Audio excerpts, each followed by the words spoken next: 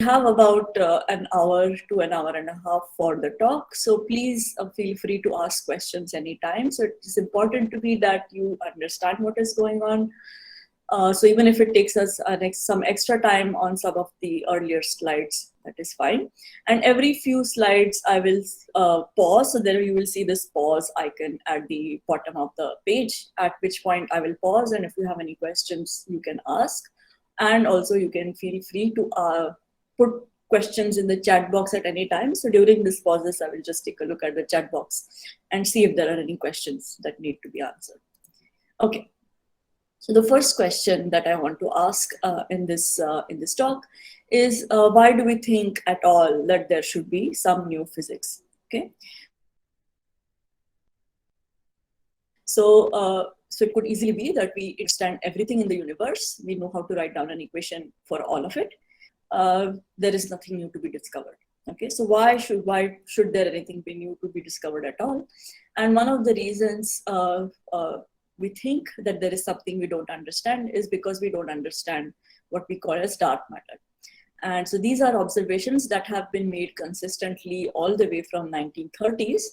And the idea here is just to look at distant stars, especially from our galaxy or from other, if you can look at other galaxies as well, and measure the velocity of the star around the center of the galaxy. So it's easier to do when you're looking at other galaxies.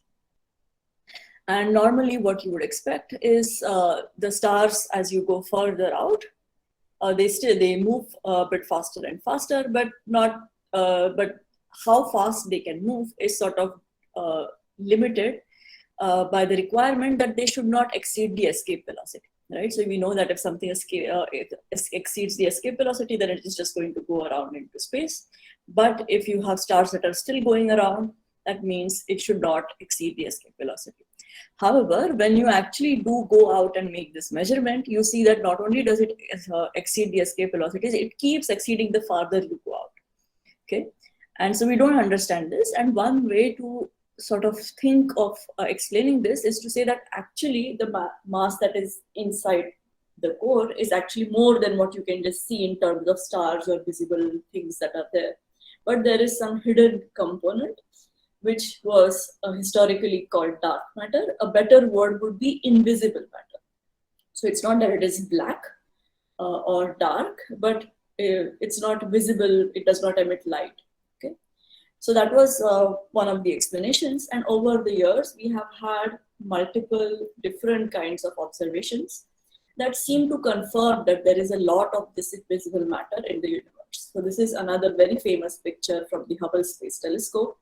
And the purple and the pink things here are essentially reconstructed areas of where matter should be. Okay, so the pink things are actual visible matter that you see using these X-ray telescopes and so on. And then the purple blobs that you see is the matter distribution that has been reconstructed by using lensing. So another thing that we have learned from Einstein's theory is that if you have a heavy object, heavy matter, then it bends light. So if you want to see stars that are behind this object, they would actually bend around this object because it is heavy, right? And you can use that to determine how massive this guy was in the middle. So using that, you can actually map out where most of the matter is. And using that kind of mapping, you see that it is in the blue places. So this is a curious thing. What you actually see with your eyes, the pink part, is not the same as where the actual matter is, which again tells you that there must be this extra invisible matter there somewhere. So this is another very visual confirmation of there must be something going on. Okay? So this is just to reiterate, dark is invisible, not black. So we want to understand what this thing is. So these are the things that we know about it. Okay, so we have been able to measure how much of this kind of invisible matter is out there, and there seems to be about 5 times more invisible matter than whatever is visible. Okay? We also know that this does not interact very strongly with ordinary matter, and this can also be seen in this picture. So what is happening here is 2 galaxy clusters are colliding, and the dark matter is just passing through each other and reaching on to the other side. and our normal matter, the protons, neutrons, and so on, they interact with each other, so they sort of drag each other back a bit, so they don't move as fast, and you see that they are still left behind. Okay, so that is what this picture is telling us, and it so sort of seems to indicate that this dark matter does not interact very strongly with our ordinary matter. We know that it is electrically not charged, and this is because anything that is electrically charged is capable of interacting with light. So it is visible, it is opaque, it is not invisible in this form. Okay. And finally, we also know that it is slow moving. Okay. So it is something that is stable in the center of the galaxy and so on. So it is not like something that is constantly moving around. Okay, so we want to have something that has these properties. The last part is important because if we want to hypothesize a particle that makes this dark matter, then it cannot be a very light particle, because particles that are very, very light move with the speed of light constantly. Okay, so we want something that can stay stable in the center of these galaxies. So we want something that is heavy. If a particle that we want to hypothesize has to be a heavy particle. Okay, so these are the questions that we can ask. Okay, so is there one particle that makes up this dark matter, or maybe there are many particles? Like, for example, we know that everything that we have, protons, neutrons, compounds, different kinds of molecules and so on, so they are all composite, they are not fundamental, they are made of other particles. So maybe dark matter is fundamental, maybe it is composite, we don't know. We also don't know if it interacts with our ordinary matter at all. So it could be possible that it interacts very weakly, or maybe it doesn't interact at all. We don't know. And we also don't know how much of this dark matter is in our neighborhood, so in our solar system near the Earth. Because one of the things that we might want to do is to place detectors on the Earth and see if it hits any dark matter. So this is being done, of course, constantly. People are trying to look for more and more sensitive detectors to try and see if they can find dark matter in that way. So these are some of the questions that we can ask. And before we go ahead, I want to pause here and ask if there are any questions from any of the students. Okay, so I don't see anything in the chat. Ma'am, I do have a question. Yes. When we say like dark matter is distributed evenly on the scale of universe, but that It's like I not. Well, yeah, okay, maybe, but yeah, it's not really even in that sense. yeah, but Yeah, in but the go on. case of galaxy, like if we talk about a specific galaxy, the density of the dark matter would like Yeah. go on decreasing from the center. So does it has something to do with the central black hole or what? Like if a galaxy does not have a black hole, would it change the distribution of the dark matter around it? So you should think of it in the, so first of all, we don't fully understand what the distribution of dark matter would be. So there are several proposals and different functional forms of what the shape profile is. Okay? So if you can think of and prove a particular shape profile, then you will get a Nobel Prize. So it's not like so we don't know what it looks like. Again, based on the nature of dark matter, it will determine how fast the density falls off, right? So again, that is a particular property that we don't fully understand. And the black hole at the center, you can think the only usefulness of it is essentially it is a gravitational attractor, right? So whatever is there nearby will be attracted by. But yeah, I wouldn't say that it is special in any sense. So in fact, it's the other way around. It's just that you have so much matter that is there in the center that it becomes compact and more compact and more compact, and in the end there is no choice but for it to form a black hole. So you should think of it the other way around. So yeah. So, okay. So let me stop there rather than making it more complex. Ma'am, I have a question. Yeah. The fundamental particle of dark matter, is it the same as the fundamental particle of gravity, or they both are different, if they exist? I don't think there is a theory that can have both of them to be the same. So first of all, when you have a force-carrying fundamental particle, so usually you would need that guy to, usually, not always, but you would need that guy to be massless. Okay, so So gravity is a long range interaction. The more massive the force carrier is, the shorter range the interaction is. So since gravity is a long range interaction, you would expect that any gravitational particles are massless. So in that sense, it cannot be dark matter. Okay, more questions? All right. So, Ma'am, yeah. I have a question. Yes. Sorry. Yeah. You said that we are building more sensitive devices to detect dark matter, but what exactly are they detecting if we do not know what particle makes up the dark matter? So how does that work? So hopefully in this talk we'll answer that question. The idea is basically to hypothesize what are the possibilities, and then one by one examine all of those possibilities. So you will write specifically what it means if your dark matter particle is of a certain kind. So you don't start from zero, right? We have so many particles around us. So you can start by asking, is it like an electron? If it's an electron, how would you detect an electron? So you know how you would detect an electron. But we know that it is not exactly like an electron. Electron is electrically charged. We don't want it to do that. So then you can go and look for a particle that is not charged. So maybe you might have heard this word. There are neutrinos in the world. So you can try and think, can we detect it in the same way that we detect neutrinos? If that also doesn't work, then you might want to ask what other kind of interactions it may have. So you will examine all of these possibilities one by one, and you will try to exhaust them. So that is essentially how science progresses. You think of a simple idea first, you test the simple idea. If that doesn't work, then you go to a more complicated idea, and so on.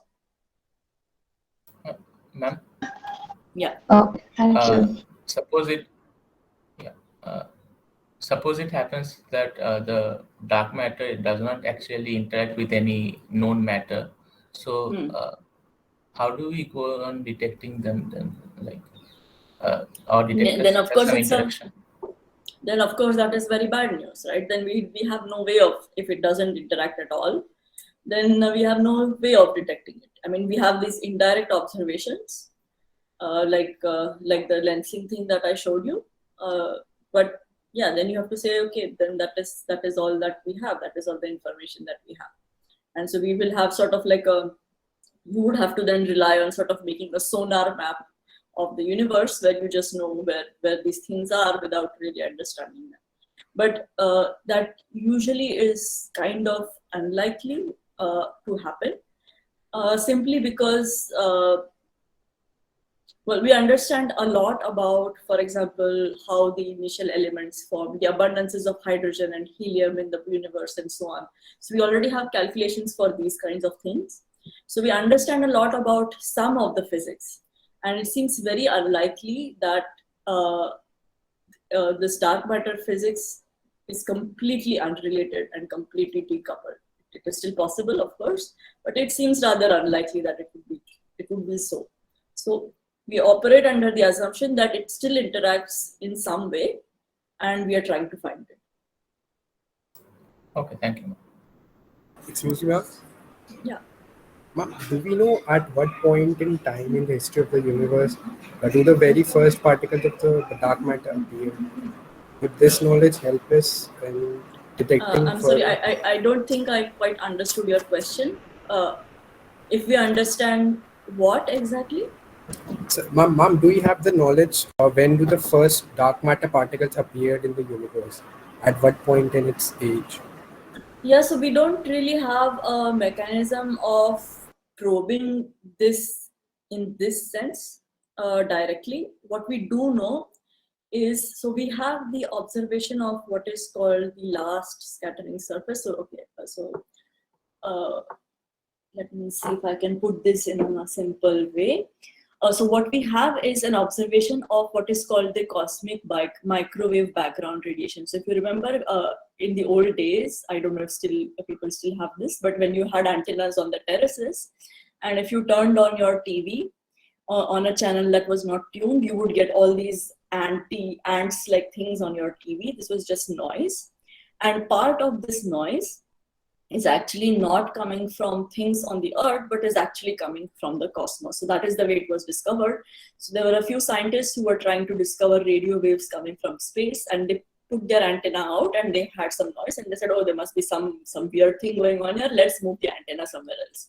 So they moved the antenna and they found the same noise. They said, what is going on? They did this several times and they found that the noise was uniformly everywhere. And it turns out that this noise is actually coming from the universe. It is actually uniform everywhere, quite literally. And it is essentially the echo of a very early time in the universe. So there was a time where all the particles in the universe sort of existed in the form of plasma, and then eventually you had hydrogen atoms forming where the electrons sort of combined with protons, and then of course this guy is stable, right? So you don't have this plasma thing anymore, and that cut off this emission. So you have this large scattering surface sort of, and you can still see the echoes of that. And there are measurements that you can make based on this noise. So this noise is first of all very uniform. So the noise in this part of the universe and noise from this part of the universe is exactly the same. And you can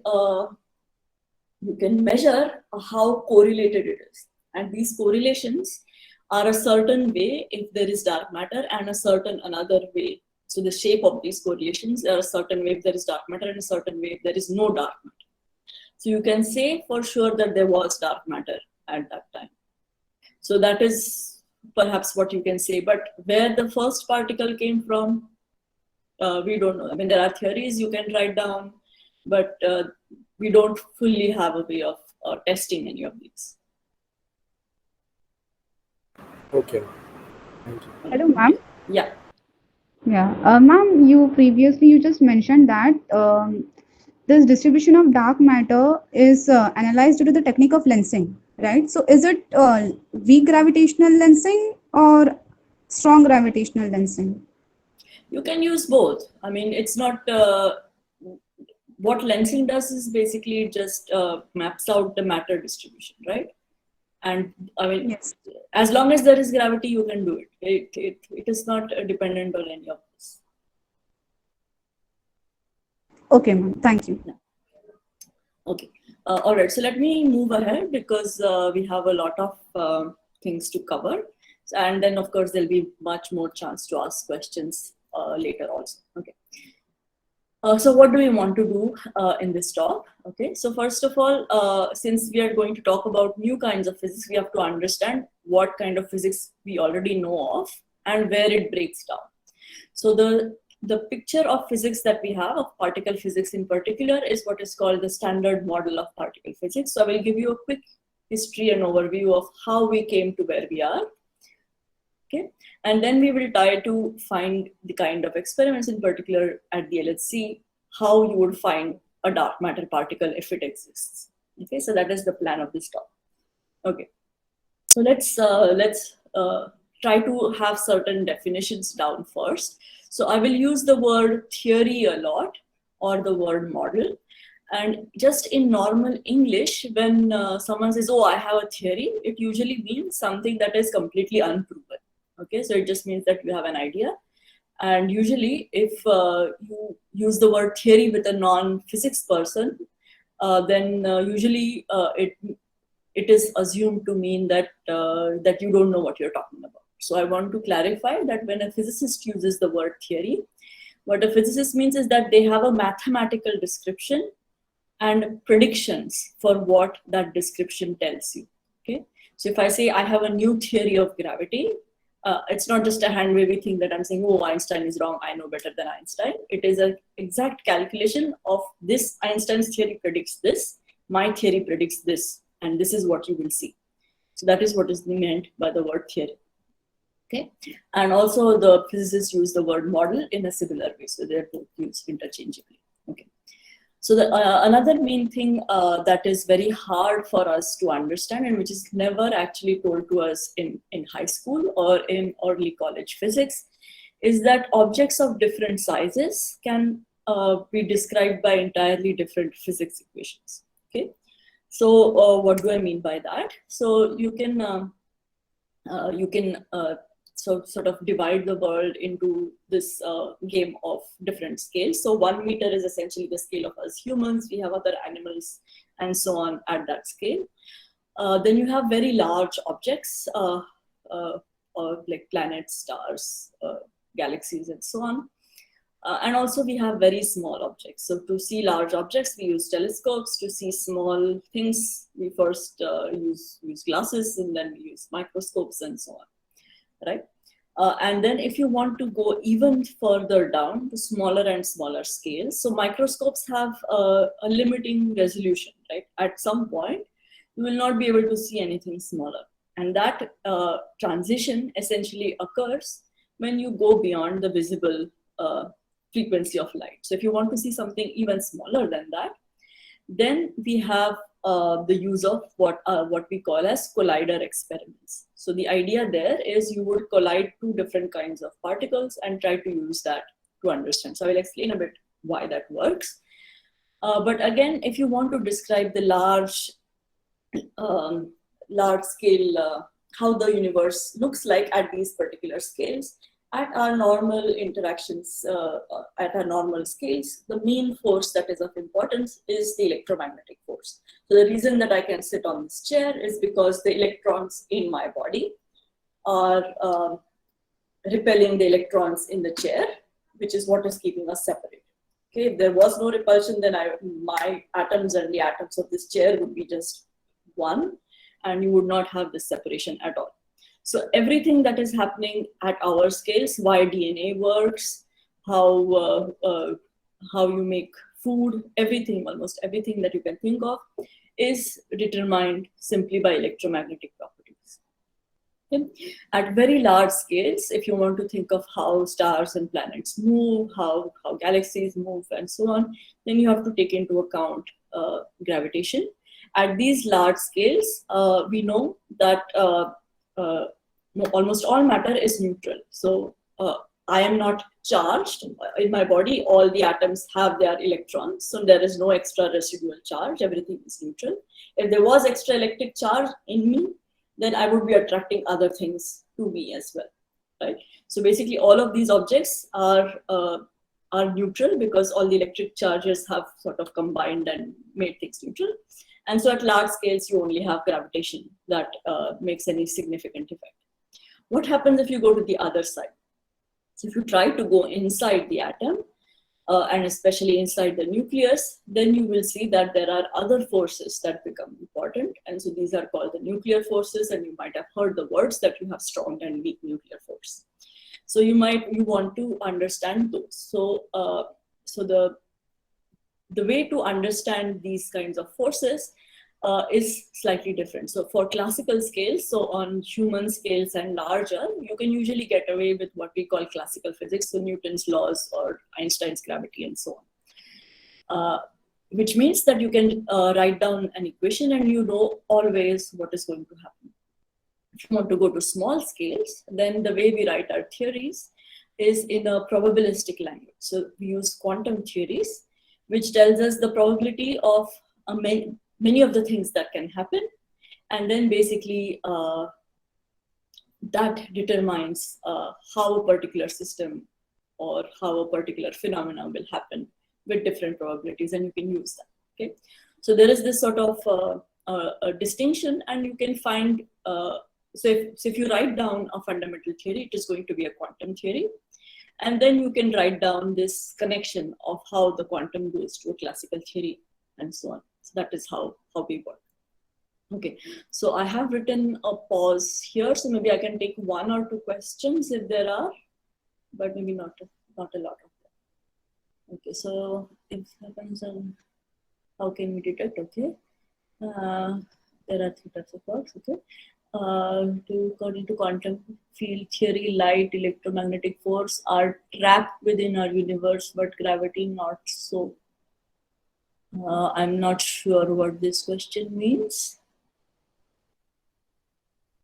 Electromagnetic forces are trapped within our universe, but gravity is not. Okay, so there are some fancy theories that can be interpreted in this way, but yeah, let's not go there. So that's it's just people think of all possible things, but you should not take statements like this too literally. So I don't know what it means, whether gravity is trapped or dark matter is trapped. So I don't know what that means. Okay, are there any more questions?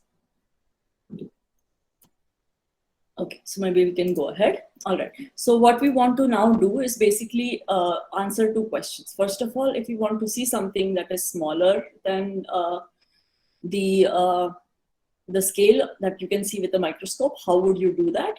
Okay. And secondly, what does it mean to be able to make a prediction in this probabilistic language? Okay. So can I just ask, can you see my mouse pointer when I move it over the slide? Yes. Okay. Yes, good. ma'am. Okay, good.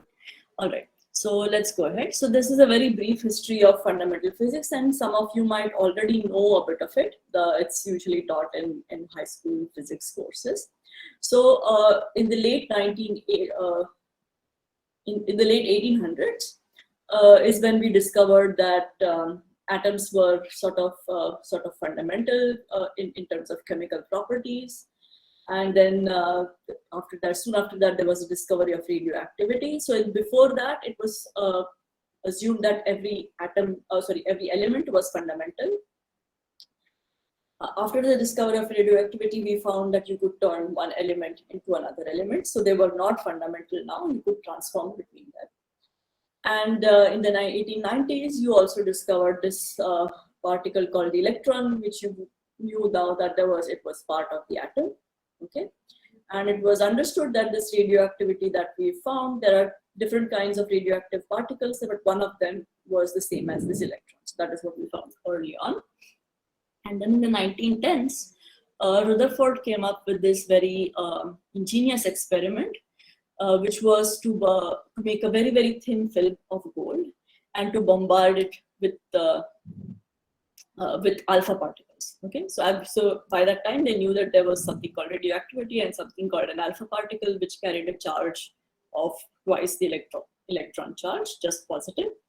And so you could bombard anything you wanted with these particles. And this technique essentially was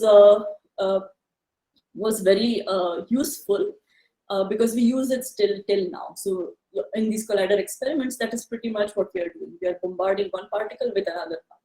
Okay, and you can think of how this works. Suppose so you know how bats function, right? They emit these sound waves, and the sound waves get reflected, and then the reflections tell them where the obstacles are. So our eyes work in exactly the same way.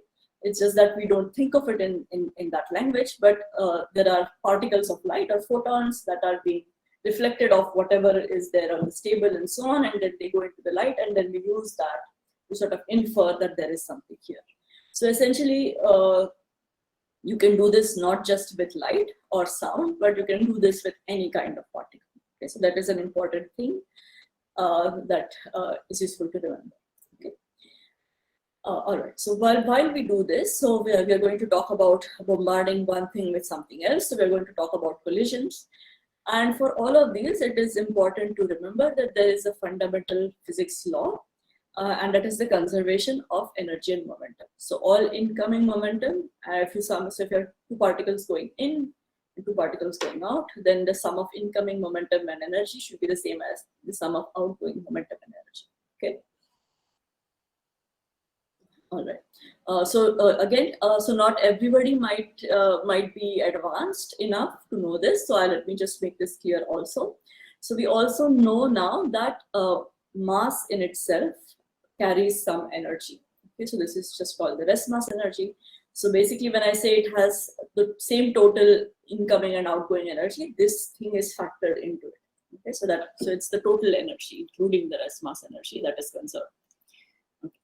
So this is one of the things, and you can actually model this idea of two things colliding and going apart in what is called scattering. Okay, so there are two kinds of scattering that you can think of. There is a fixed target scattering. So you have a target that's fixed, and then you are bombarding it with something, and this guy then moves here. Okay, so something like this. Or you have, you can also just move yourself in some sense and look at a different frame. So you can, again, looking at a different frame is like you can, if an experiment is happening inside a train, if you are yourself inside the train, then it is in your frame of reference. If you are outside the train, then you will see the whole experiment moving as well, right? So you are in a different frame of reference. So based on the relative velocity of where you are and where the particles are, you can be in different frames. So the center of momentum frame is where both particles appear to be coming from different opposite directions and have equal and opposite momentum. Okay, so that's a useful frame of reference. And this is particularly useful because total momentum first is 0 and then outside also will be 0. Similarly, so you just have the total conservation of energy. So this is a useful frame to have. And we try to also make this when we make collision machines like the LHC. Okay. All right. So what is this word scattering? And another important word that we should learn is what is called cross section. And this again has to do with an idea of bombarding one particle with another particle. Okay, so if you have, let's say, a big spherical ball, and you bombard it with other smaller balls, then and you ask what is the area which will deflect the balls that are coming from outside. Okay? And so the answer to that is simple. You will just slice this big sphere, and the area of that sphere is the number, is basically what will block the things that are coming from outside. So that is what is called the cross section. This is the area of the target, or the area that will result in a collision. But what happens if the particles that you have are actually charged? Okay, so in the earlier case where you had completely uncharged particles, it's only if you hit it physically directly that it will be deflected. But if now these guys are both carrying positive charge, the same charge, then they will be deflected even before it hits it physically, right? So essentially, so this cross section is a measurement of this effective area of where things deflect. Okay, so you can think of it either as this physical area, or you can think of the strength of the interaction. So both of these are equivalent ways of thinking of the same thing, especially when you're thinking of very, very tiny, in fact, point-like objects. So if it's point-like object, you say that it doesn't actually have any physical area, but it will still have some charge, and that will give it a cross-section of this interaction. Okay. So this is the second concept that I want you to remember. Okay. Then we come to the third concept that will tell us how to look for new particles, and this has to do with this word called resonance. Okay, so we saw that there is this scattering that happens. Okay, and you can measure how many collisions of this kind will happen and so on. And this measure. Okay, so rather than this measure, you can just think of this area, and at certain particular energies, you can if you just measure this cross section, you will see that it looks sort of like it goes up suddenly. Okay, and this happens when you might have the case where two particles are interacting to form a completely new particle, and that particle is then decaying back into some whatever particles are coming out. So there is this creation of a new particle that is happening. And this is what is called a resonance. And this word is used because it's sort of like hitting the natural frequency. So this is something, again, that we learn quite often, either in high school or in college physics, is that objects have a natural frequency. And if you produce the natural frequency of the object, then it vibrates resonantly with it. And so if you're walking on bridges and so on, you should make sure that you don't hit the natural frequency with your footsteps, because then the bridge will vibrate and break. So you remember this from your physics course maybe. So this resonance you can also think of in a similar way. So you just have this extreme increase in cross section for certain particular energies, because you are creating a new particle. And so when physicists talk about discovering a new particle, what they often mean is that they are measuring this cross section in different particles, for different particles, and they have found a resonance in the measurement of the cross section. Okay? So these are the three concepts that I wanted you to remember. So we are talking about scattering. The incoming energy and momentum is the same as outgoing energy and momentum. We are going to be working in the center of momentum frame, and we are going to be measuring this cross section, okay, to look for resonances to find new particles. Okay, I'll pause here again and ask if there are any questions. Okay, let me also look at the chat. Yeah, what do you mean by natural frequency of a particles? I'm not actually, so you shouldn't take it too literally. It's just an analogy that I want to make. Okay, so it's I'm not referring to anything in particular. It's just sort of you've made enough energy to make that particle, exactly enough energy to make that particle. Hello, ma'am. Yeah. The resonance and a new particle is a bound state, right? But resonance It states need are not not be. bound. It need not be. Okay. It doesn't have to be a bound state. Sometimes it can be a bound state, and resonances can be bound states as well. Yeah. Okay.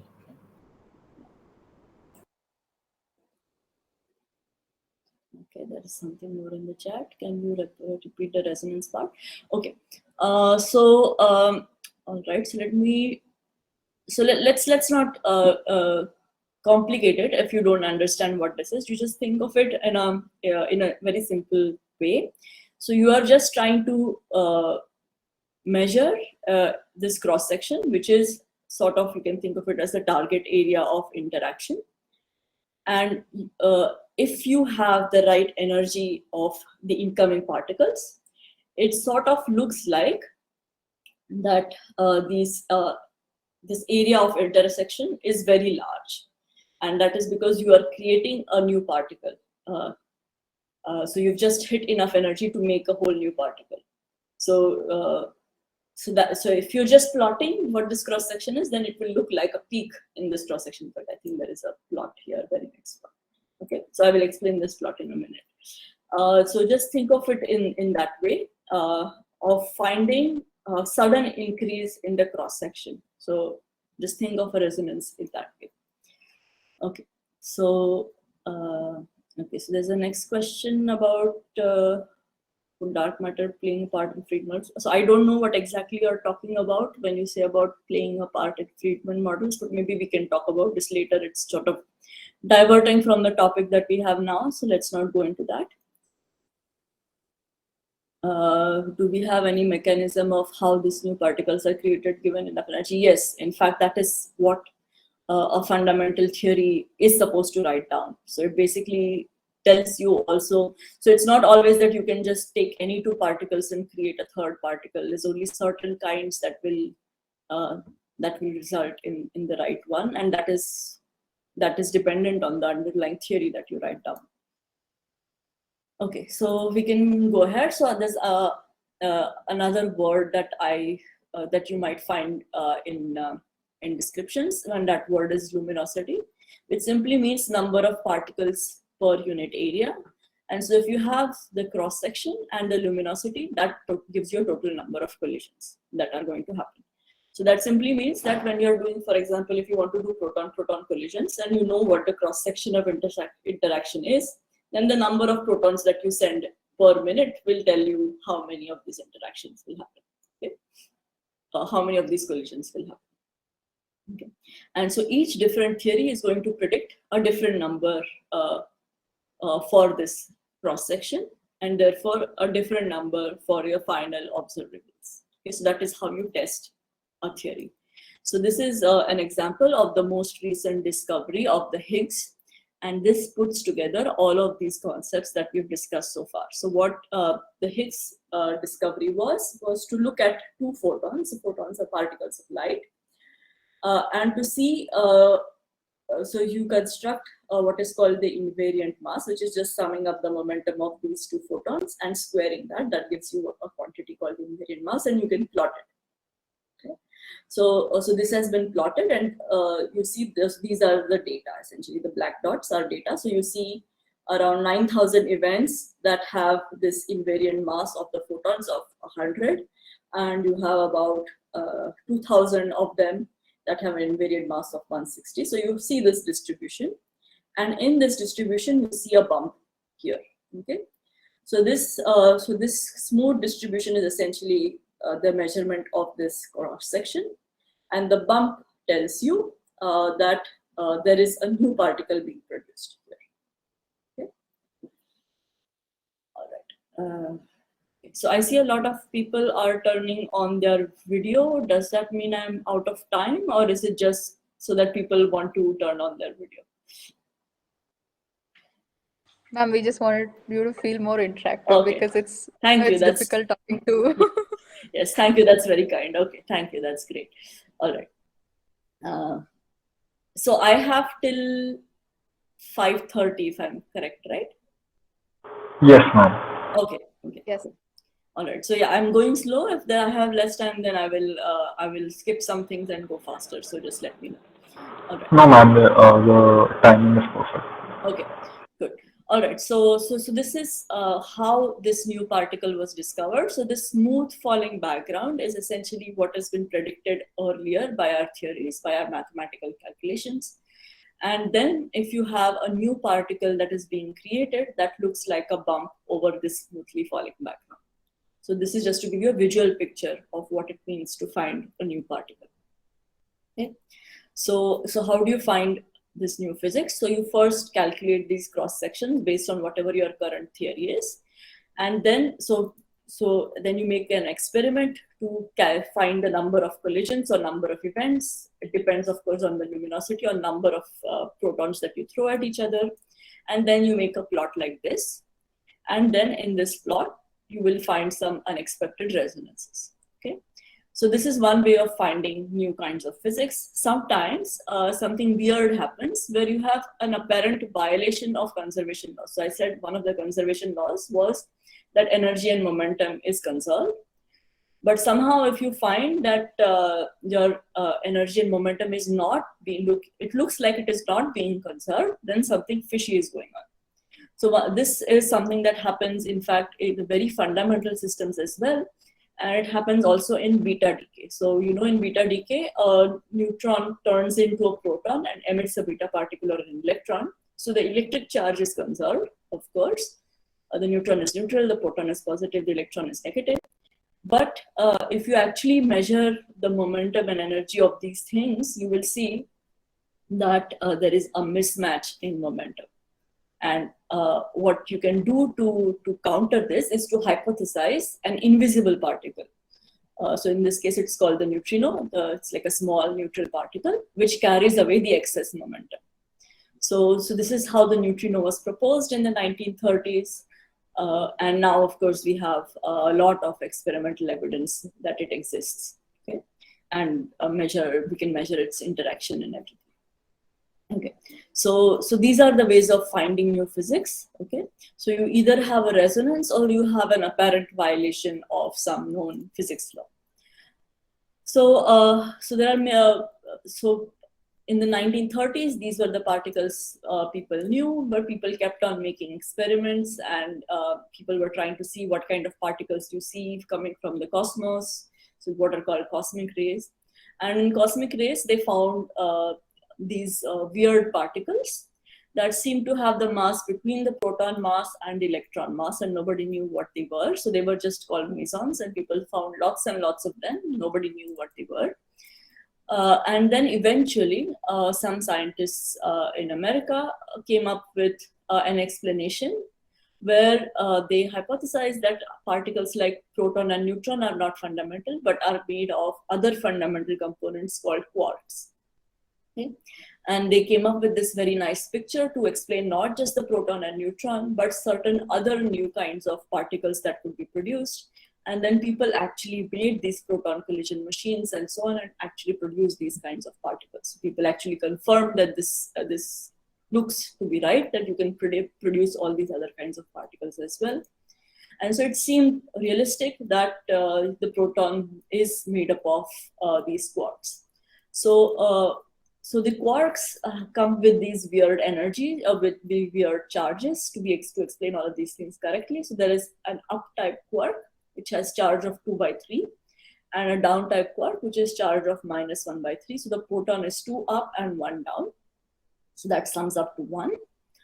And you can find all combinations that make up a whole number and get all of these different ones. Okay? So you have these two up-type quarks that have been squished together in a very, very, very small area. And you know that the Coulomb interaction is quite strong, right? If you have two like-charged particles, you would expect that they would fly apart. So there has to be something that is even stronger that is holding these together. So similarly, in the nucleus, there are lots of protons in the same nucleus. So there must have been something that, so there is something that is strong enough to hold it together. So this was what was called a strong force. So this is what people tried to start to probe. So the one way to probe it is to do the same thing. You take a proton and you bombard it with something else. So in this case, you can bombard it with electrons. And you can measure, for example, so if you measure this kind of cross section, then you know that it is going to be proportional to the charge of this guy. And you can in fact figure out what the charge, that's how the charges of the quarks were figured out. So these are the, you can measure this individual charge of the quark that is inside the proton using this method. Okay. However, another thing that happened is that the proton breaks apart when you bombard it with electrons, and what comes out is a host of other mesons and stuff. Okay, so you get the same kind of particles that you also get from cosmic rays, and nobody could actually see an individual quark by itself. So this is a particular characteristic of these kinds of theories, which is called confinement. So you remember in this case, you had 3 quarks that made up each hadron. And so you can think of them as having a color chart. So this color is not actual visible color, but it's just, it's a metaphor because it fits really well. So, you know, white is made of red, blue, and green. So you just say that the quarks also have these 3 colors, red, blue, and green. And anything that is white is stable, anything that is not white is not stable. So this metaphor fits really well.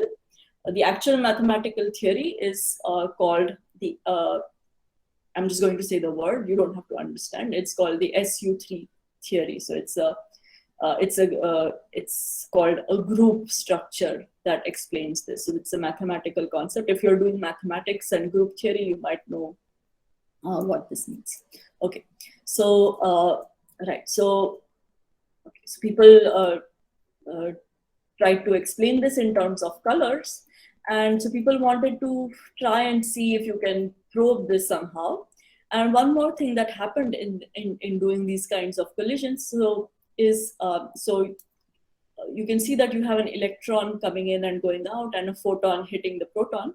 But you can also do the opposite thing, is you can collide an electron and a positron and try to create the particles on this end. So this was what was tried at Stanford in the 1970s with the hope of creating these quarks.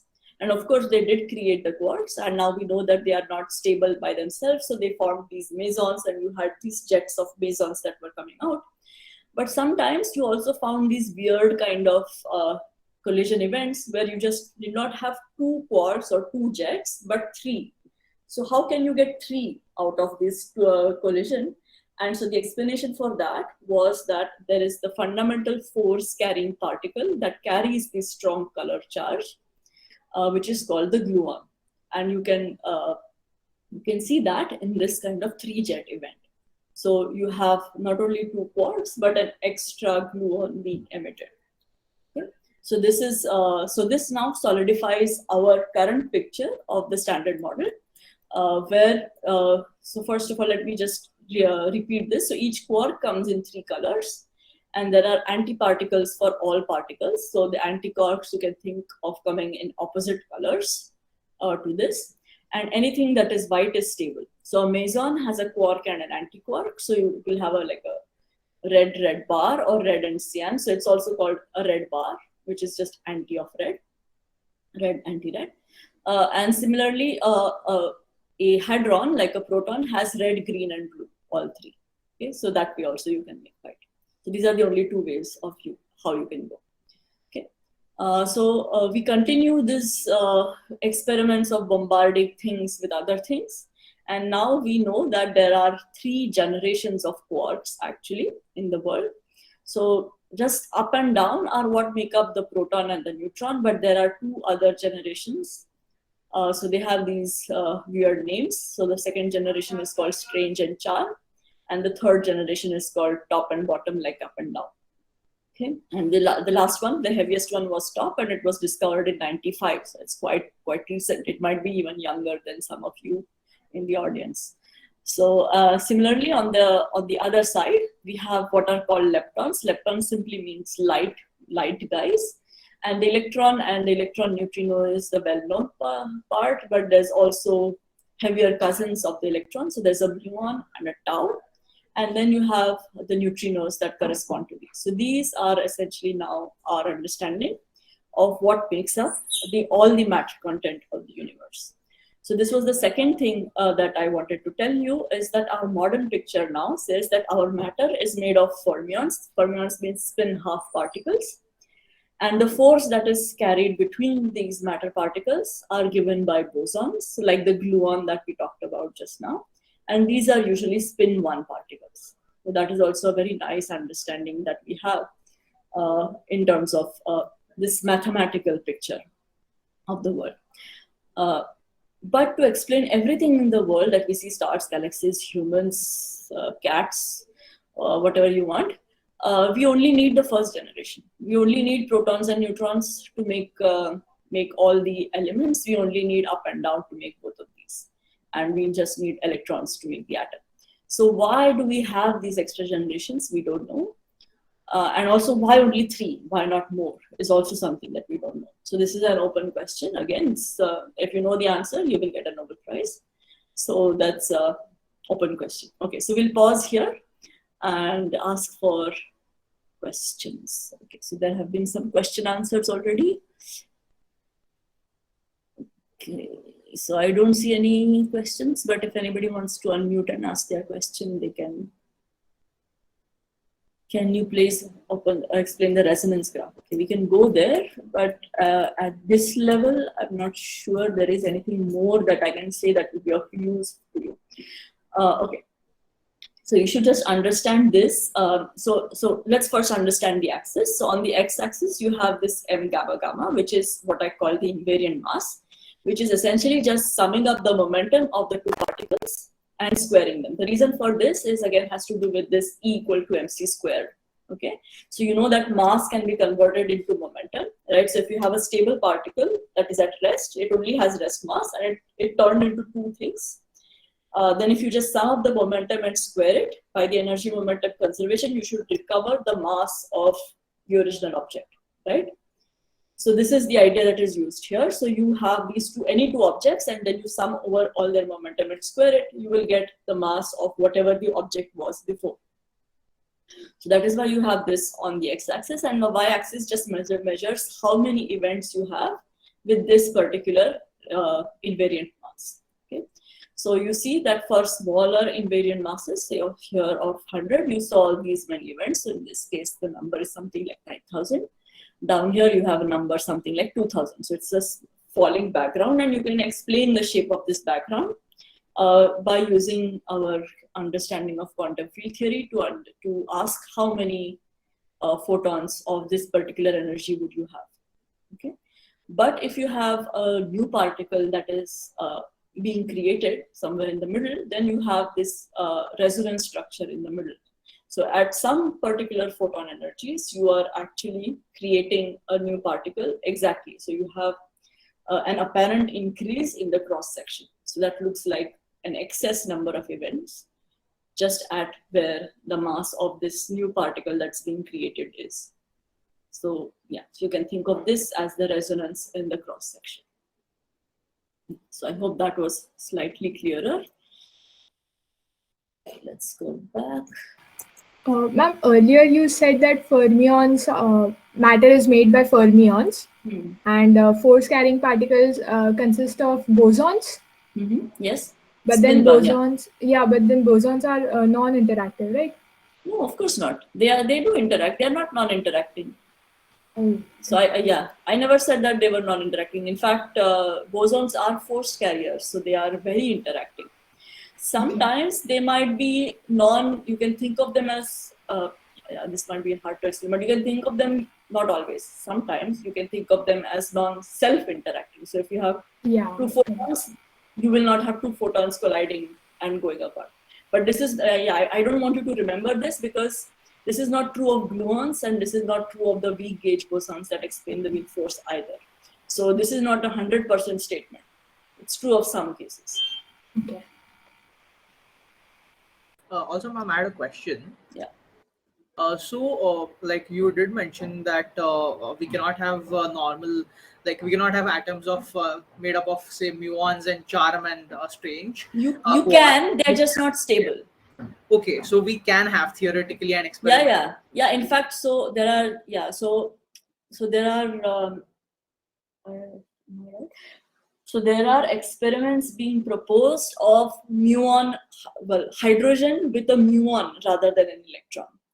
And then what you want to do is you want to measure, so with hydrogen, we've measured all the transition lines, right? This Lyman and Balmer and all of these transition lines, and we've measured all of the energies precisely.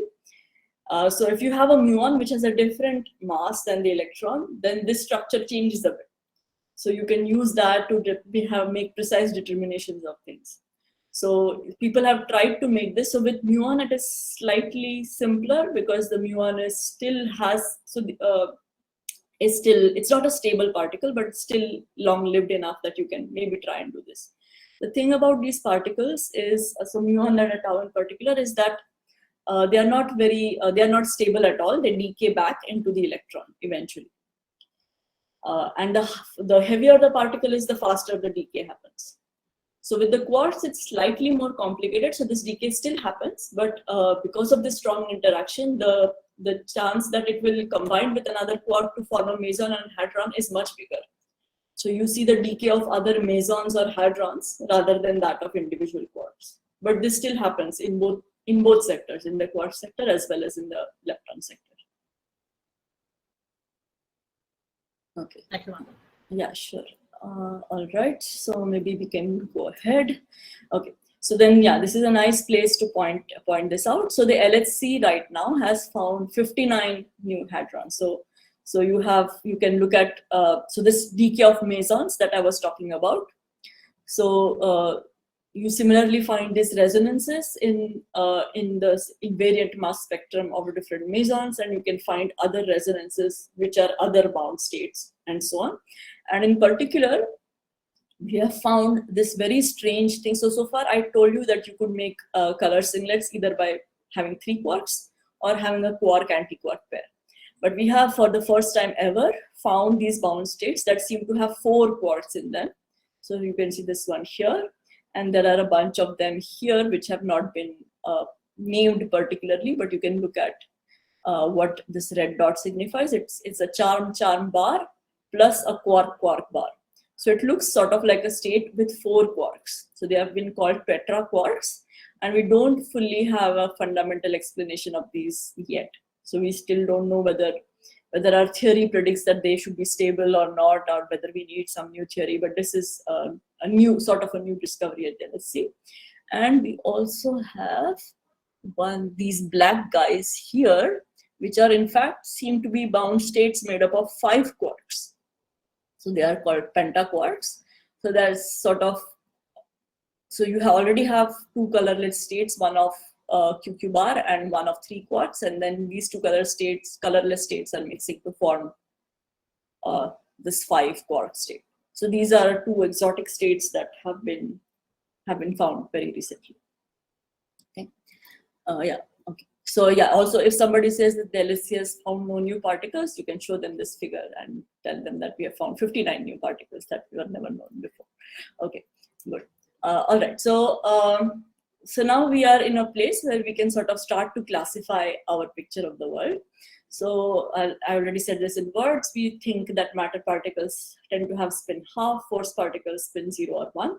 So another thing, okay, so if you've done a little bit of statistical physics or quantum mechanics, you might have heard of this idea that spin half particles, you cannot have 2 particles that are in the same state. So this is called the Pauli exclusion principle, right?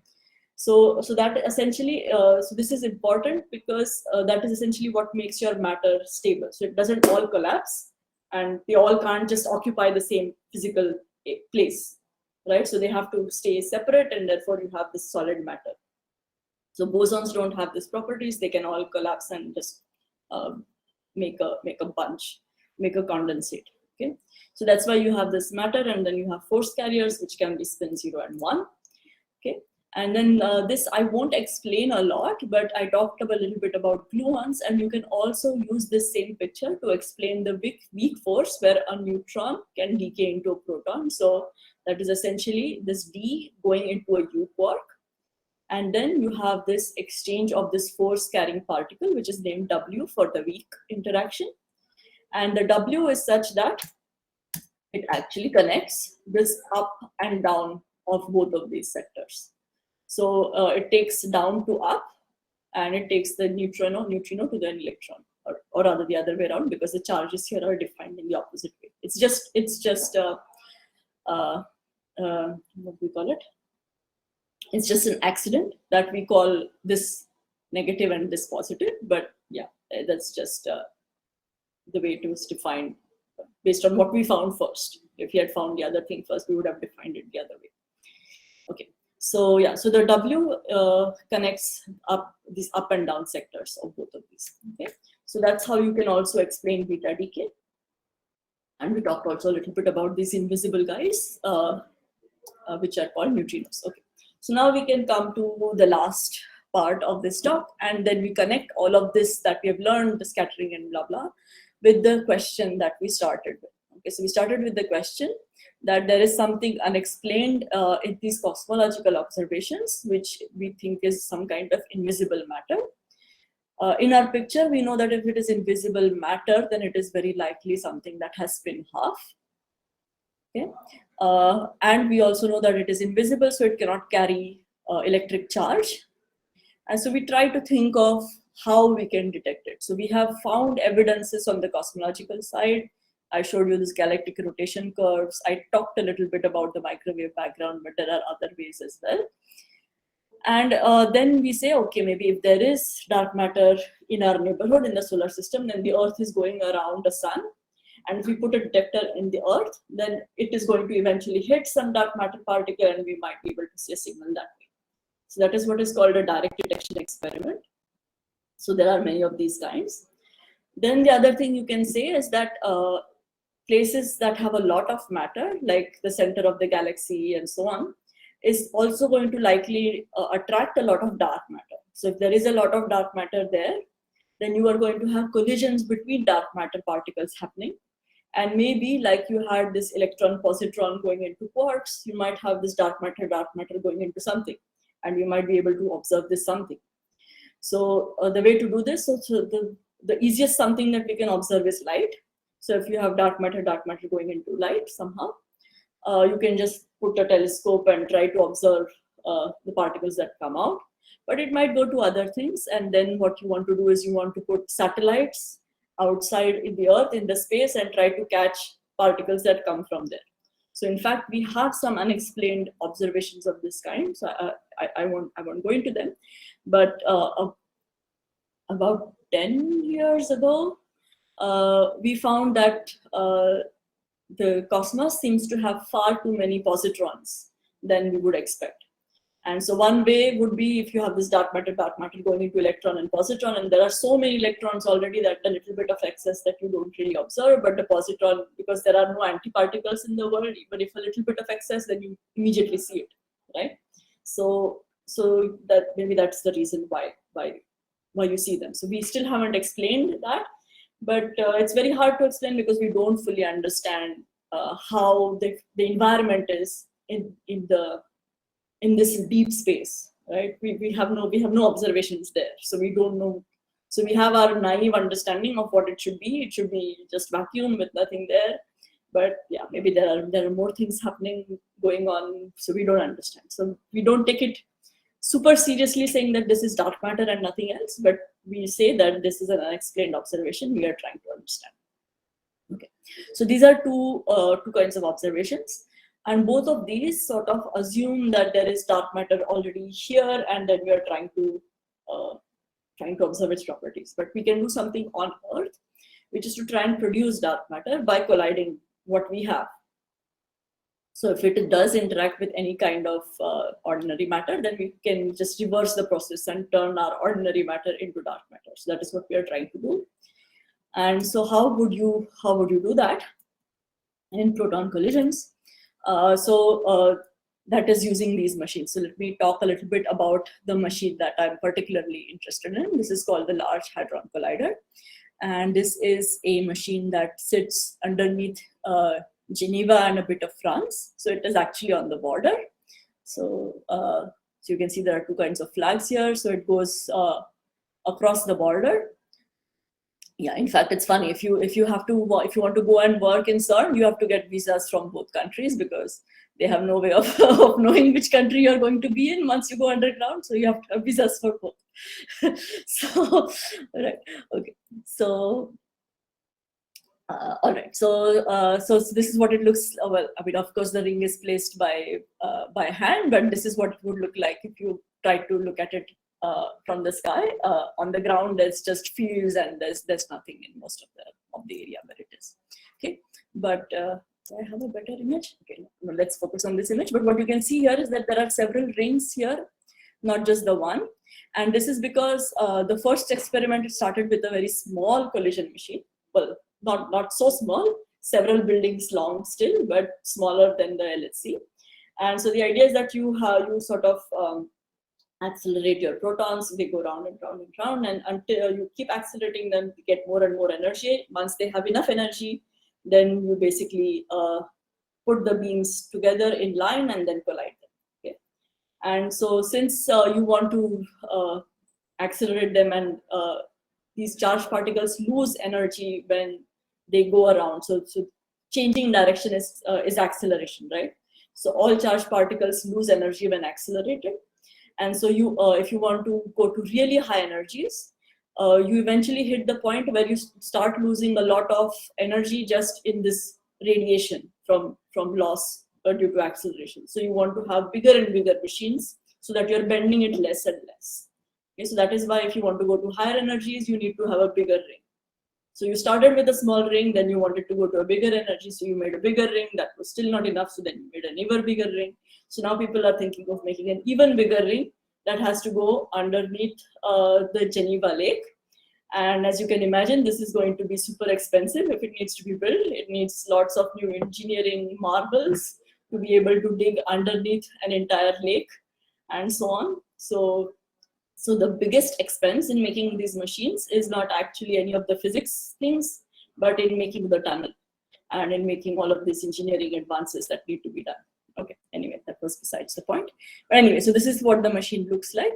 And you have these 4 main points where you are crossing your beams to allow for interactions. Okay, so these 2 experiments that are opposite each other are called ATLAS and CMS. And these 2 experiments are the same kind of experiments. So they've made different choices of technology and so on based on whatever their scientists thought best.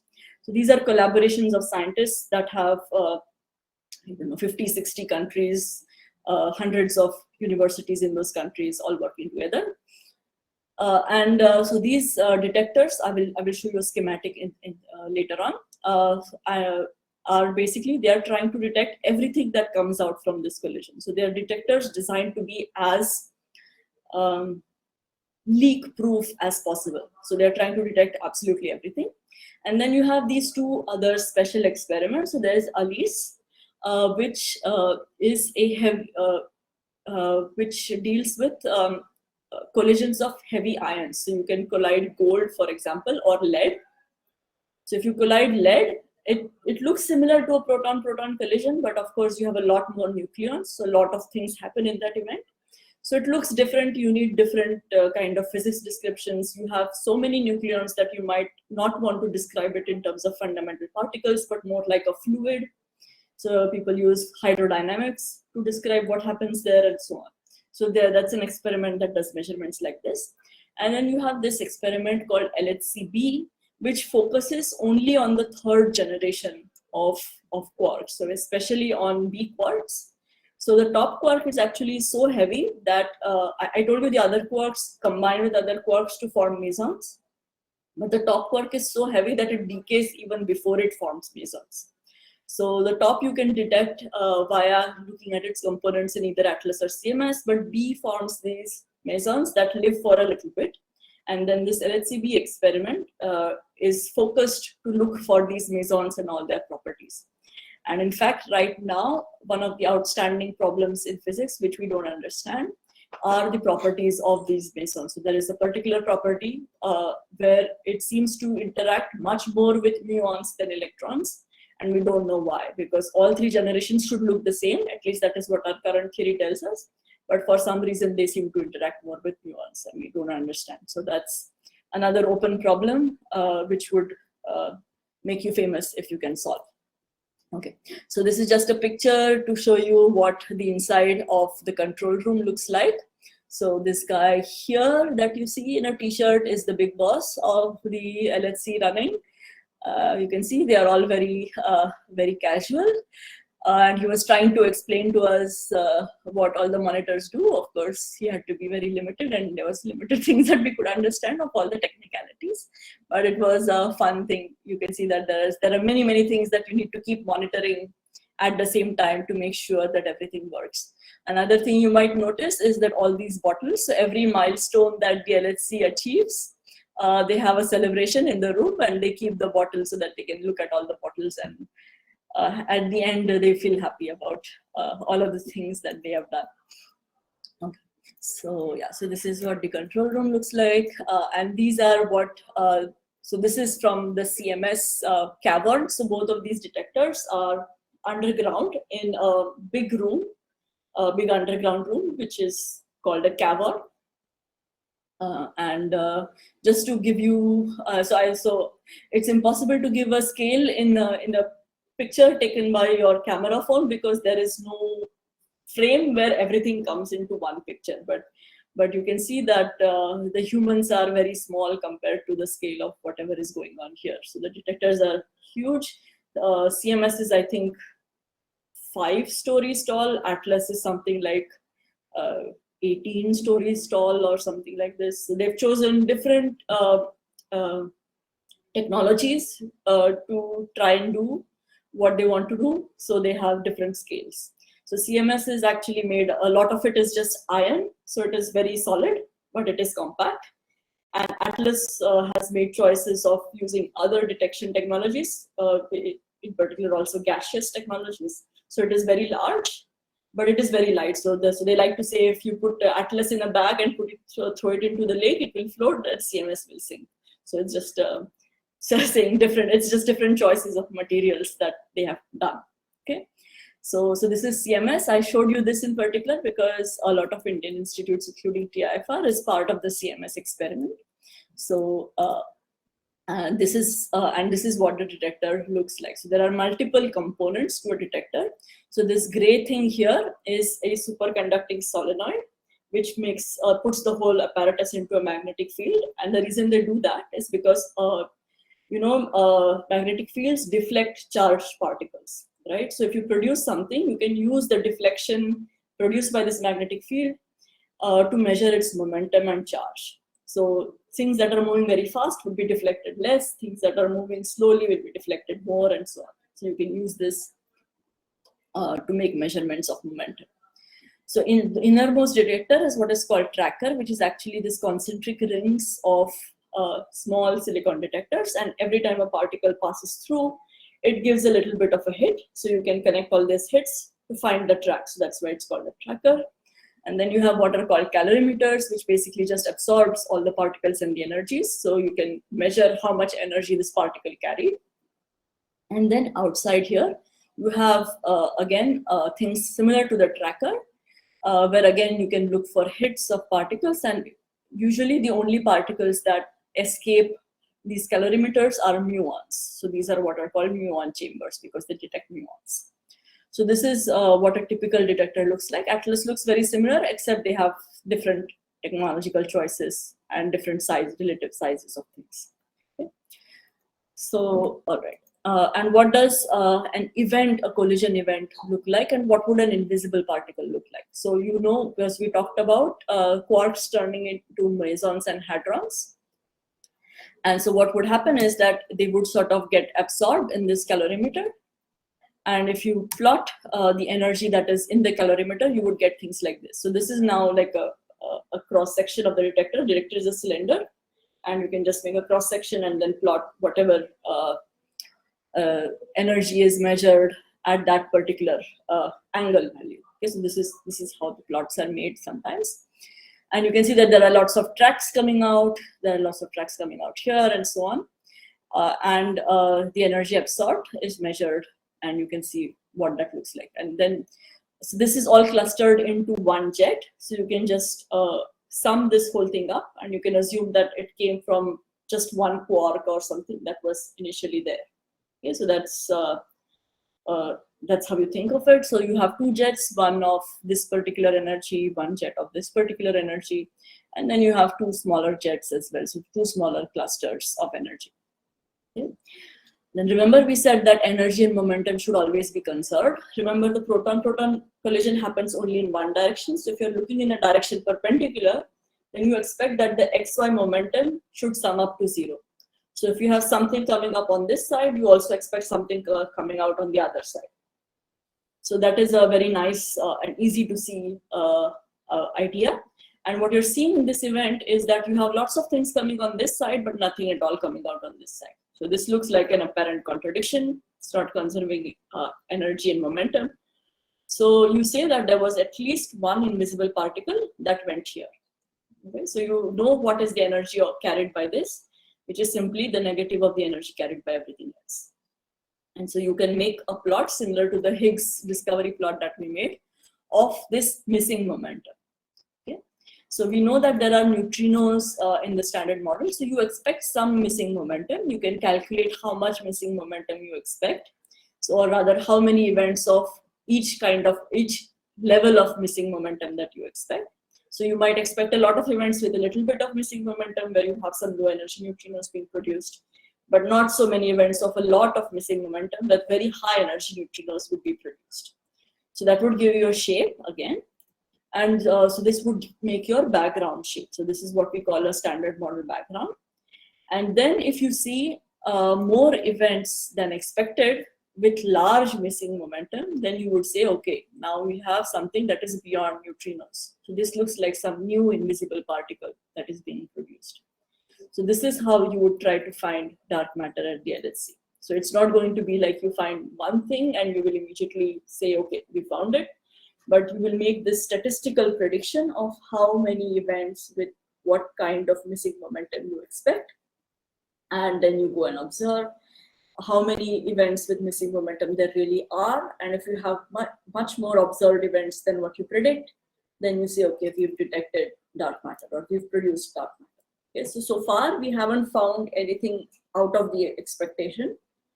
But again, so this is just a slide to counter the sort of mystical feelings that newspapers and magazines give out when they say dark matter. It makes it sound completely exotic. But I want you to also know that we've tested a lot of different kinds of hypotheses. So we've tested, can dark matter be this, can dark matter be that? So we know a lot about what the dark matter cannot be, even though we might not know what it exactly is.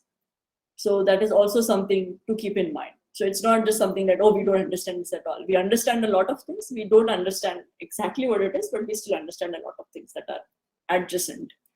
Okay, so all right. Yeah, so okay. So now that we haven't yet seen any change in this missing momentum, we can use that knowledge to say, to say what dark matter is not. So if you come up with a theory that predicts far too many interactions, then you can say that that is already ruled out because you would have seen it for now.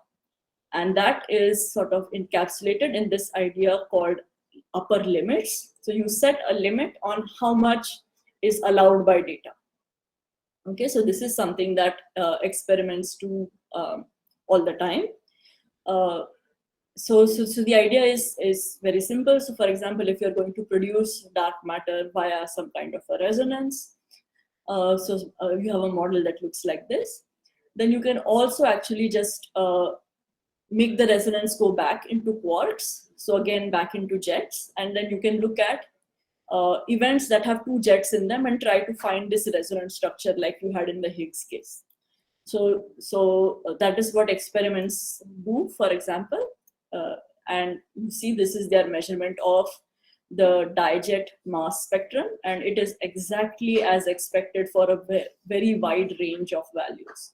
So the units are a bit strange. So, but you can so this is the unit of cross section, but you can multiply it by luminosity and get number of events. But yeah, let's not go into the details of what it is, but I just want you to focus that this is 10 to the 2 and this bottom number is 10 to the -5. So this, if this was one event, then this is 10 to the 7 events.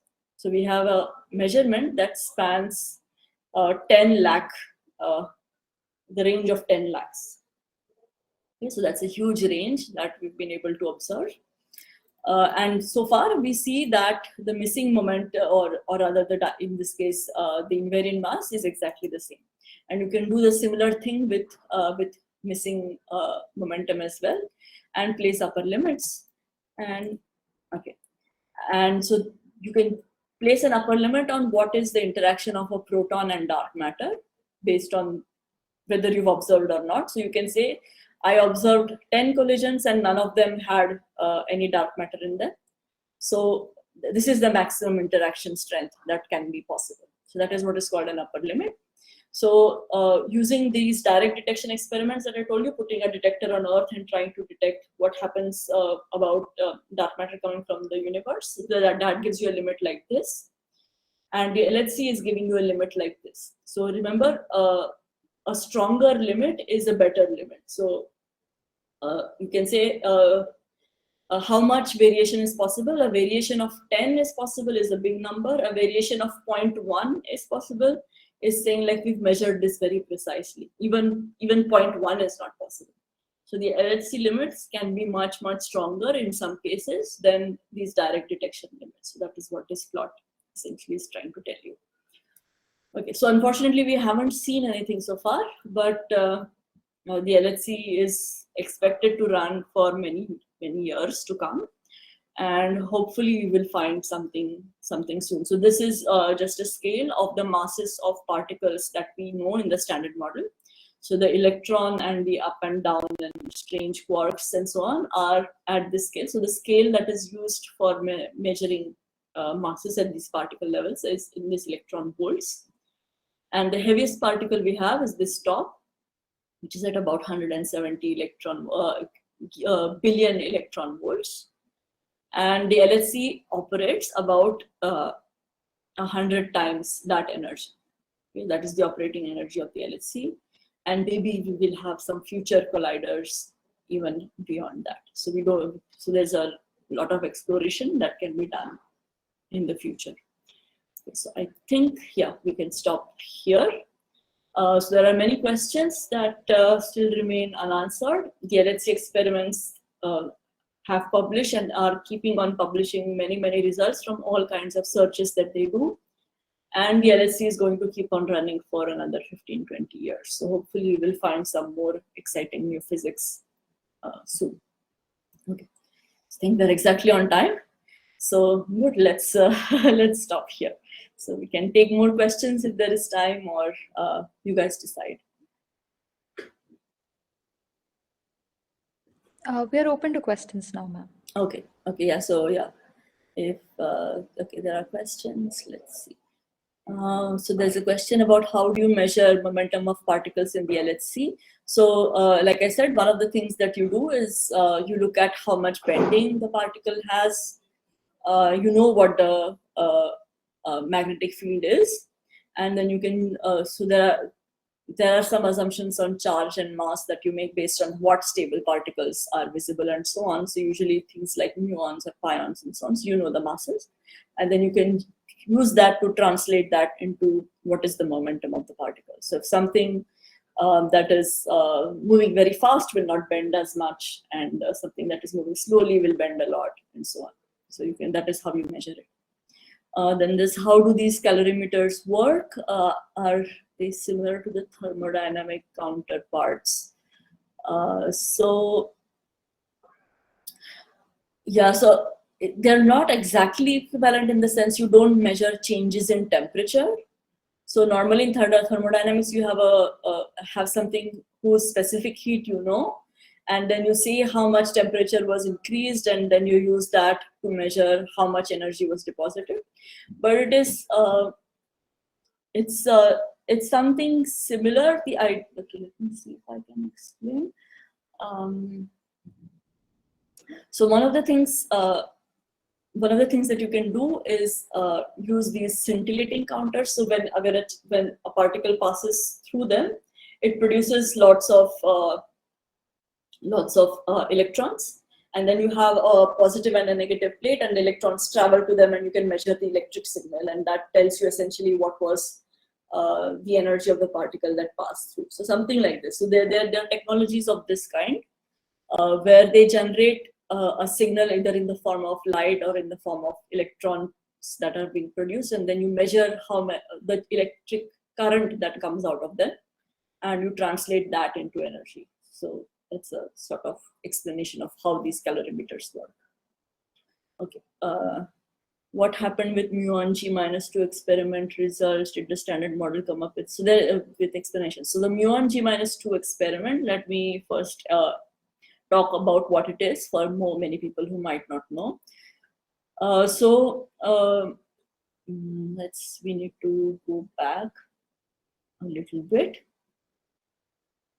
Okay, so we did not talk about this, but in the 1940s, when we first started writing down the quantum theories corresponding to describing these particles, a person called Dirac wrote down an equation to describe the electron. And one of the things that it describes correctly is the magnetic moment of the electron, which you can think of, okay, it's again very handy, but you can think of it as a quantity that is similar to charge. Okay, so it's measuring some sort of charge of the electron. And so this number is almost exactly 2, and you can actually measure it very, very, very precisely. And any deviations from this value of 2 are significant because they tell you something about what we call quantum corrections. Okay, so the muon looks exactly like the electron. So if you again measure this deviation from the value 2, it will tell us what kind of interactions the muon has. So that is why it is called G-2. G is the gyromagnetic ratio or the magnetic moment, and the G-2 number is what you want to measure. So this number we've calculated using the best theory that we have, and we've gone out and measured, and our measurements are so precise. So that measurements are precise up to 11 points after the decimal place. So that's where the mismatch is. But our theory calculations are also that precise. So currently there is a mismatch between theory and experiment, which we are trying to explain. So we are both making more and more precise theoretical calculations and more precise experiments. And so there was recently a measurement from this G-2 experiment that basically said that basically made the error bar smaller and confirmed that the mismatch still remains. So earlier it was thought that maybe the error bars were big enough that you could think the measurement can go away, but we have a more precise measurement now. So it is not explained by the standard model, and people are still trying to explain it. Okay. So how do we measure the charge of the particle? So again, this depends on what exactly you want to do. So at the LHC experiments, you usually, so since we know the quarks are confined and all stable things have usually charge of integers, and by now we know a lot of particle physics, so we know what kind of particles are stable, what kind of are not stable, and so on. So we know that all stable things that have charge usually have charges of unit 1. So basically nobody assumes a charge of anything else. So you assume that the charge is 1, and then you use that to calculate the bending. So again, if you want to measure the charge, you want to measure the mass, or you want to measure the momentum, both of these can only be done by using the magnetic field bending. But you assume one and measure the other. So you assume the charge of one and then you measure the momentum. But if you want to measure the charge, then you have to assume other things. So you have to identify the particle first, or whatever, identify the other properties first, identify the momentum first somehow, and then you can use the magnetic field to measure the charge. But we don't normally do that. We assume that the charge is 1. Okay, the next question is, after using high precision microscopes, why do we focus on collisions? So microscopes can still only go as small as what you can do with the not frequencies, the wavelengths of light, right? So these, you can actually translate energies to wavelengths, and the wavelengths that the LHC. So you remember the length scales that we talked about. So optical microscopes can go up to 10 to the minus 6 meters, microns. That's why they're microscopes. With more precision microscopes, I think you can go to maybe a couple of order of magnitude more, 8 or 9 maybe at most. The LHC scales are 10 to the minus 12. So there are no microscopes that can go there. So these are the things that you can only probe with collision mass. Okay, so the question is about why weak interactions of dark matter with neutrinos are being probed. Okay, so we are not actually probing weak interactions of dark matter with neutrinos, because the neutrinos are already very weakly interacting. So we don't really have like a stash of neutrinos that we can use to make a detector. But we assume to start that the dark matter might have interactions of the same kind as neutrinos. So neutrinos have weak interactions, so we think dark matter might also have weak interactions. So we can use detectors of the same kind, that we used to use neutrinos. Maybe that's what you mean. And you've seen terms like neutrino-less double beta decay. Okay, so the neutrino-less double beta decay is not exactly related to dark matter, but it is related to asking the question about what kind of particle a neutrino is. So we just throw around words like particle and antiparticle. But when you try to write this down mathematically, you can have certain particles that can be their own antiparticles. Let's put it this way. Okay, and so you want to ask whether the neutrino is a particle that has a different antiparticle, or is it its own antiparticle? And if it is its own antiparticle, then you can assume what happens is that in beta decay, you have an electron and a neutrino that's being emitted, but this neutrino becomes an antineutrino for another neutron that is nearby, and it sort of absorbs it, and then so it doesn't need to emit a neutrino because it is absorbed an antineutrino, and then it just does the beta decay, the rest of the beta decay. So you have two beta decays happening at the same time. But because this one neutrino becomes an antineutrino for the other guy, you have no neutrinos at all. So the momentum is perfectly conserved. And you just have two electrons that are coming out. So this is what is called the neutrino-less double beta decay. And this would be a proof that the neutrino is its own antiparticle, if you could observe something like this. So people are trying to make more and more precise experiments to observe this, and they haven't seen anything yet. So yeah, so that is where you might have heard the word. Did I miss anything? How are these discoveries of new particles actually helping us in understanding physics, seriously contributing? Okay, so I don't fully understand this question. If you have new particles, then you have to ask whether or not you can explain them or not. If you can't explain them, then that is by definition new physics, right? So I'm not sure what you mean by are they helping the search for new physics. Okay. What is the difference between dark matter and dark energy? So they are actually not related at all. The word dark is simply used because we don't understand what it is. So dark matter is a matter-like thing that seems to cluster in stars, galaxies, whatever, and is invisible. And dark energy is essentially a component. So you can measure different energy components in the universe, and there is a big component that we don't understand. And it's just called dark energy because we still don't understand what it is. Okay, so somebody had unmuted and asking a question, so you can do that now. Yeah, ma'am, like I had asked that thing about why are collisions focused. So, ma'am, like why only collisions are more mainly focused? Like, is there any other method? Like, what came in the mind of a person creating the LHC or whatever? Like, why So only you collisions? start, yeah. So you start with Rutherford, where you have a very low energy case, where you have a gold foil and you're bombarding it with alpha particles, and then you just go to higher and higher energies and make it more and more precise. So it's a very old idea. In fact, it's not a new idea, but it's a thing that we know how to do. So if you don't want to do that, then you have to think of a new way of try to probe what is inside these particles. And we can't think of those. So it doesn't have to be a proton-proton collision. You can collide any kinds of particles. So there's a proton-electron collisions that have been happening over the years. The last big experiment for this was called HERA, in Germany.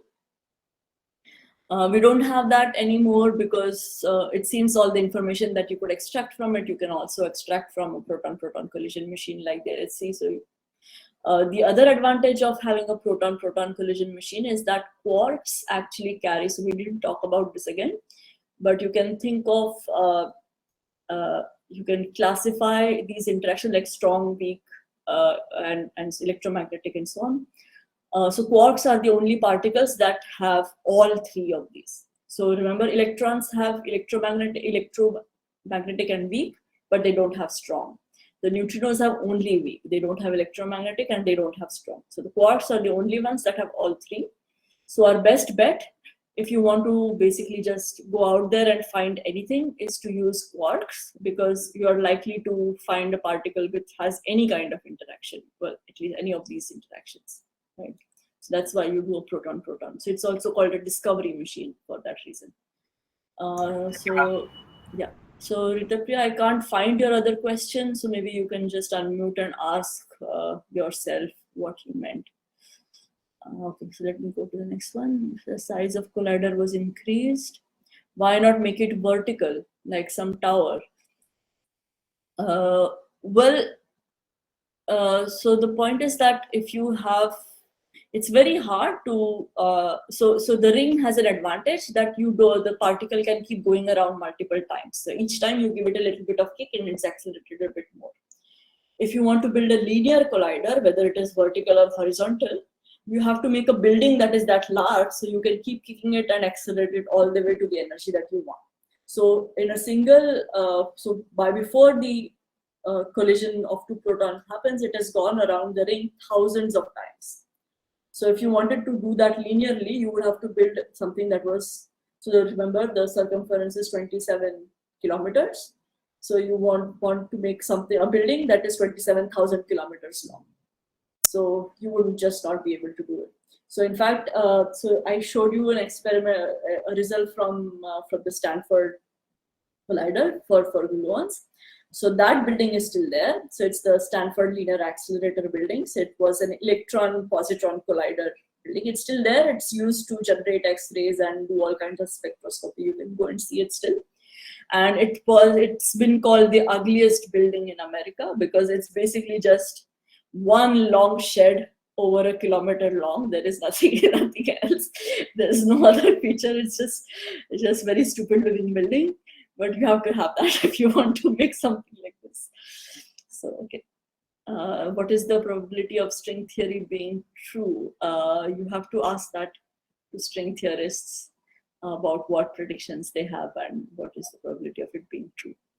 Okay. Who provides funding for these gigantic projects and how do they benefit? So there is no ostensible benefit like this. It's more like we as humans would like to engage in something that's exciting for us. So if all humans on Earth decided that they didn't want to focus on science anymore, we would not be able to get funding for something like this. So it's normally just because we think that it's worthwhile that we want to fund projects like this. But you should also think of the scale of projects. So even though this sounds like a huge expense, it is usually a fraction of the cost of defense budgets of any of the countries in the world. So it's not a huge expense in an absolute sense, in a relative sense. So it's huge for a single person. A single person obviously will not be able to fund this. But in the terms of the scale of money that humans normally spend on other things, it's not that big. Okay, how do we explain the stability of particles? Why is white stable? So this white stable is something that you should not take too literally. It is the other way around. So it's just that we have a theory that has 3 colors, and we know from a very different physics that we have also 3 colors in color theory. You have these 3 colors and they make white together. So that is why we just use the words. Whether something is stable or not, you can determine by, for example, by mathematics, by using group theory. So these things are what are called symmetries, and you can think of quarks carrying a color charge or a color symmetry. And then you want to find, I won't be able to explain this without being able to write down the mathematics, but the idea is that you want to essentially find invariant combinations of things. And then you find out that if you have a theory of 3 colors, then one way of getting an invariant is to mix 3 objects together. And for us to understand it intuitively, you can map it easily to this color picture. But the theory can be much more general. So if you want to write a theory with 4 colors, then your stable object will have 4 things in them, 4 quarks in them. Our universe has 3, but yeah, if you write a different theory, then it would be a different one. Do we understand this property called color, or is it just a construct to explain data? So then you want to ask, and then you're getting into philosophy. What do you actually mean by understanding color? Okay, so we can explain, we can calculate very, very precisely several decimals after several things after decimal place, all the descriptions of cross sections. I showed you the Digit spectrum for 7 orders of magnitude, right? So you could explain something precisely to, if you started with 1, you could explain it precisely enough to 0.000000001. So that is how precisely we understand how this color charge works. So if that is good enough for you, then you say you understand this color charge. If that is not good enough for you, then you say that you don't understand the color charge. So it depends on how you define understand. Okay. We know the charge and spin in terms of interaction with electric field. Is there any color itself is, so you should think of color as a charge. Like electric charge is a charge, color is a charge. So you should not think of it as, so that's in fact precisely what it is. It is a charge. So it's just we don't use the word. Or rather, I did not use the word in the talk. We use it all the time while talking technically. It's just new. It's not, it's just unfamiliar to you. It's exactly the same as electric charge.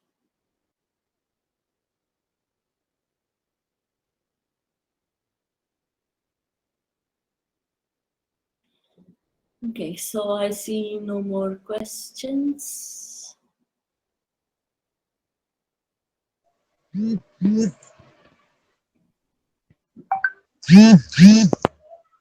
Yes, ma'am. So thank you so much, ma'am, for the interesting talk. I'm glad that I got a chance to host such a brilliant talk by an amazing researcher. So now I just like to call upon Avantika to take over with the vote of thanks. Hi, am I audible? Yeah. Just... Yes, you're audible. Thank you.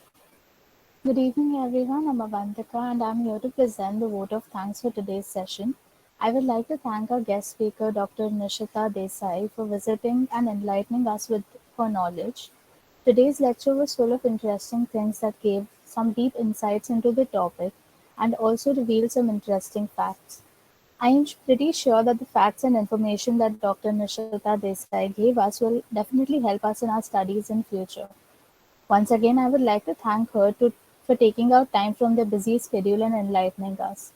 I would also like to thank the Department of Physics Society of Physics and St. Xavier's College for organizing such an extraordinary and informative session, and also the audience for making it a great success. Thank you. Hello, Dr. Nishita. I would like to thank you because you actually started from very basic level and then you took them to understand the present research which has been done and where is the scope for them to look for research fields. So it was really very nice lecture. You really covered a lot of it. Good. Thank you. It was my pleasure. I hope it's interesting and at least some of you might think of going further, even if you don't choose to go all the way. Yeah. Okay. Thanks. It was a pleasure for me also to interact with you guys. There were lots of questions that always makes it interesting rather than just talking to a void. So thank you all of you as well for your interest.